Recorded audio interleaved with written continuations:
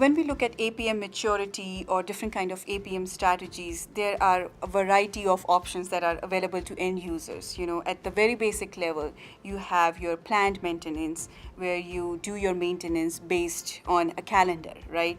Every 6 months or every year and so on. If we go one level above, we have our condition-based monitoring, where you do maintenance when your sensors, your vibration sensor, temperature sensor, these kind of sensors are giving an indication that your assets need to be maintained.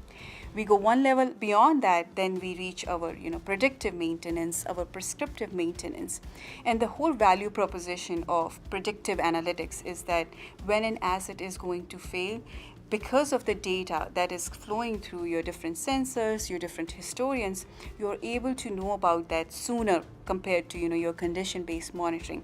So asset owners, they have more time to address these issues before they cause unplanned downtime.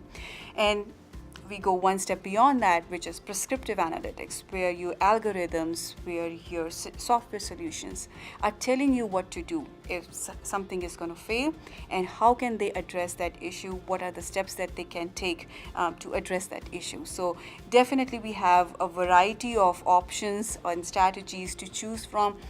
And in our plant, I would say it's not always easy to go with one approach. You have various different assets, different criticality level. So you need to have a mix of strategy. For some assets, you want to do only planned maintenance.